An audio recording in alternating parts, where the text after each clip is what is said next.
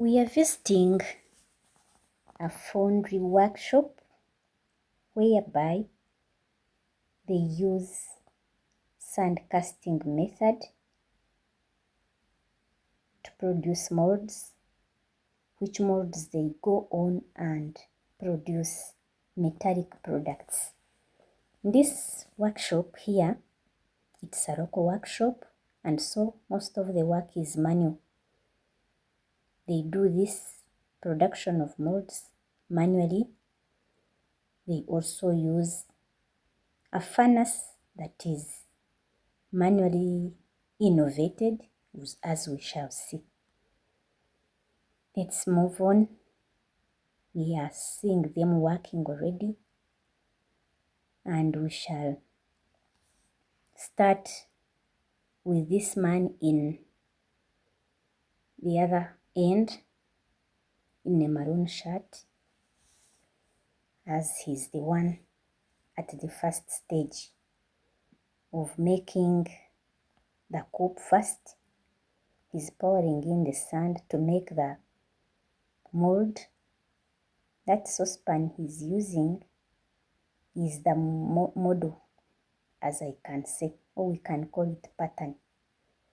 We shall use some technical words since somehow we are targeting education and skills, for promoting skills, of course, and whatever you are learning here, it will be for more skills learned here. So it may be educational, and let's move on like that. So somehow the core is done, and so we have a core, and we have a corner and the pattern, the model. So the model is out of the saucepan already that is existing. On this side we have the furnace. This furnace, there is a way they connected it to electricity, so it has some fan connected inside there that the fire is on. It cannot go off. That fan keeps the fire burning as electricity is generating some energy. So that is the innovation they are using to make the furnace work. This other man we are seeing here is making a cup. That is the part up, as we shall come to see how it is made from this side.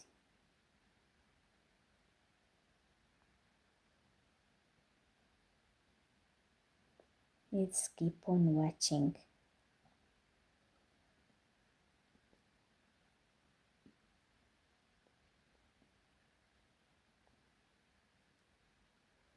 They told me the sand was not originally like this. It is just because they have used it many times. It is looking like it is black, but they used the lake sand. We shall see it in its original form later. It is here. It looks like this in its original form. Very fine. I think that's why it can do compact. It can do compact and make the molds smooth. So we have the upper part of the mold and the lower part. The lower part is called the drag. The upper part is called the cup. He's marking the two so that it becomes easy when pressing them back. So the down part is the drag, and he's going to to remove the drag. Later, remove the model.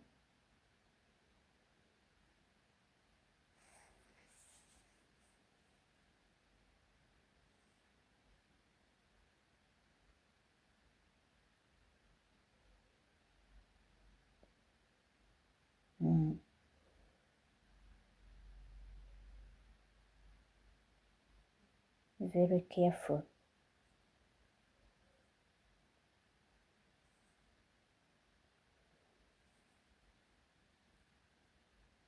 That is the model, or we say it is a pattern.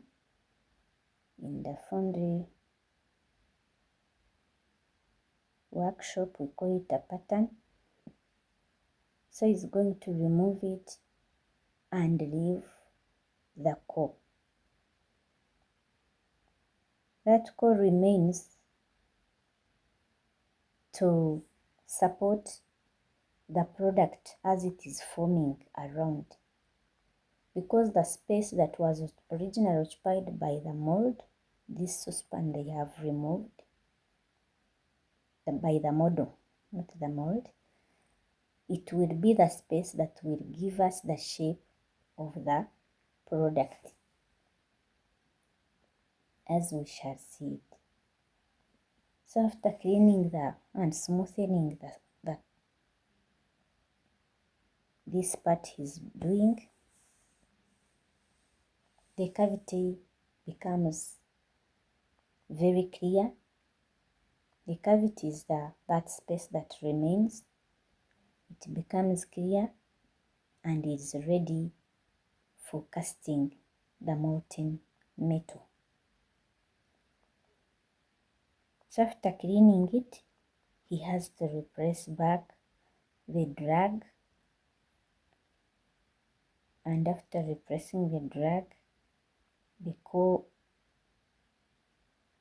is also pressed back.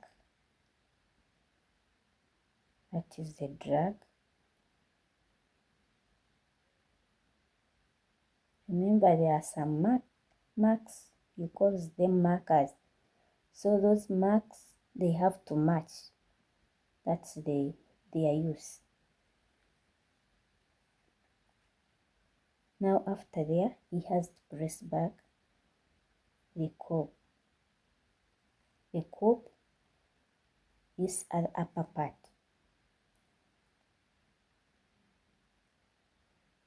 So these people have to make as many molds as they can, so that when it comes to powering and casting the molten metal, they get many products once, not casting one by one. So the core is also matched with the drag. The core is matched with the drag this time. Yes. And at this time,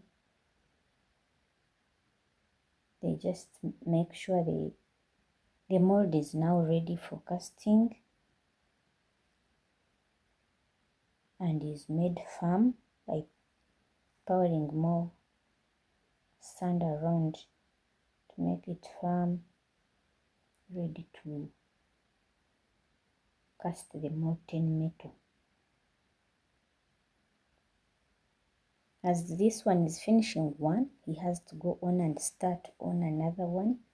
Even there, the man in maroon is also in the middle of the work, preparing the mold. We notice that the preparation is not easy. You start with one, you start with the core, then you go on to make the drag, to make the core. You know, now he's making now the drag is done here, and he pours some sand, little sand there. It is called parting line, to separate the sand from the coop.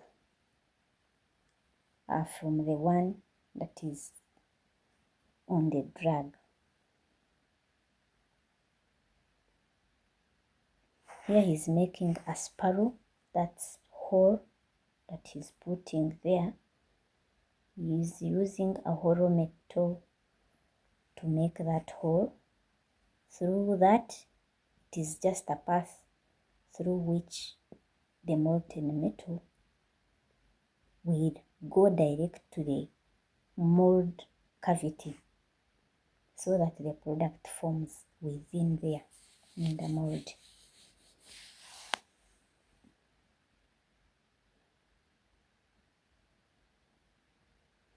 So he keeps on checking how far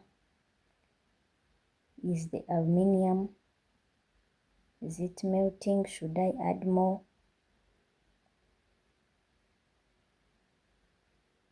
Should I add more of the charcoal to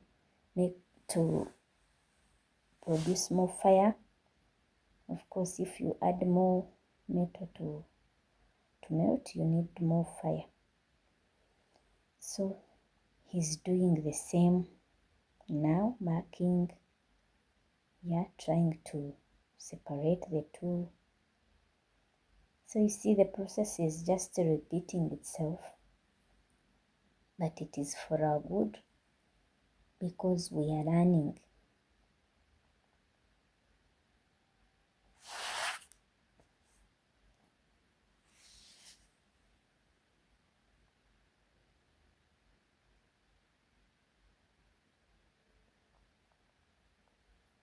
It is more of shaking out, that's how they call it, trying to bring in some shake so that the two can separate.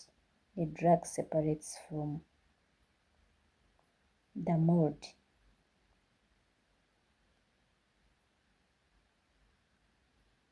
And after that, you continue also remove the mold so that the cavity is left ready to receive the molten metal.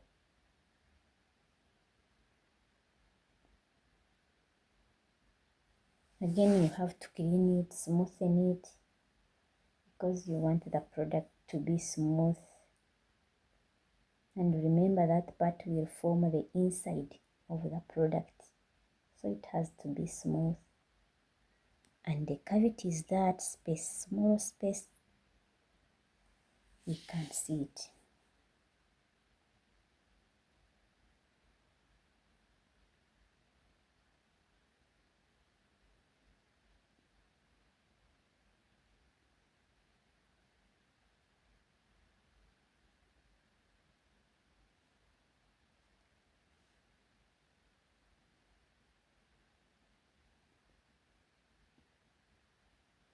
At the end of the day, we shall have about 4 molds ready for casting, and we shall end up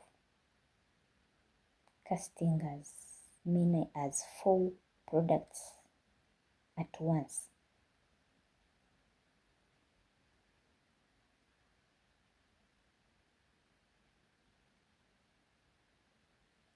That's the cup, upper part, and the drag, ready for casting now.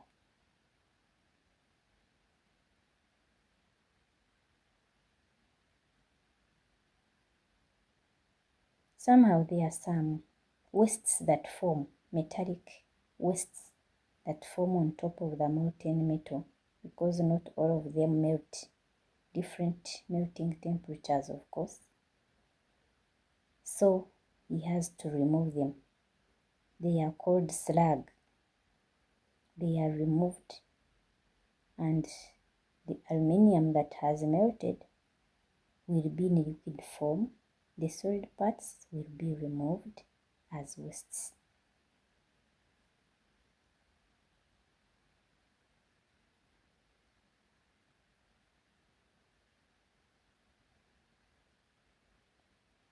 That is the system that connects them to electricity, which keeps on the fire burning. though I don't know how safe it is because it was locally wired, I think. And we are now ready to cast the molten metal. We are powering it into our mold cavities. We are powering it through the spiral, those holes that had been made there. Yes, casting 4 molds at the same time, and so we're expecting 4 products, 4 saucepans are expected to come out. Really, I thank you so much for following.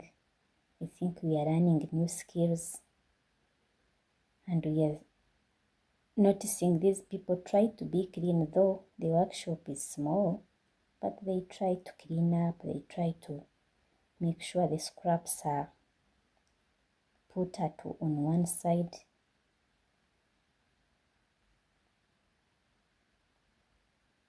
You know, the cup is removed, the saucepan is there somehow.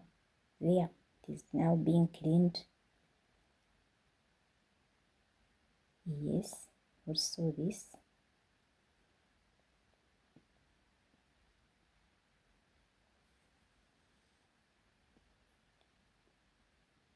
You also see that one.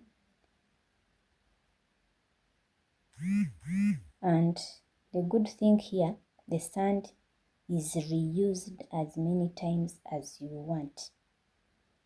So those parts that are being collected, that man is just removing them. They are just called scrap.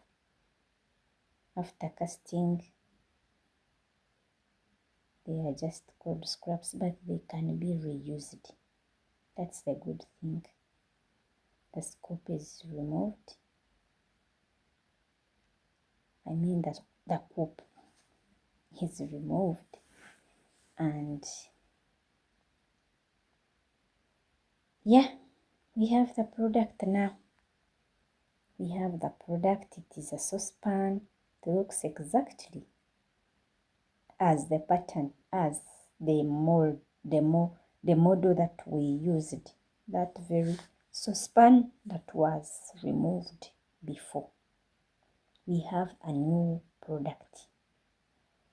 Thank you so much. I can't thank you so much, but I really like how you have followed up to this end, and we are continuing to get the new products you're seeing there in workshop. Sand is again put together for the next production. I thank you so much. This is God's natural love. We continue to learn more skills through our careers, and we are now finishing smoothing the suspense that we are made.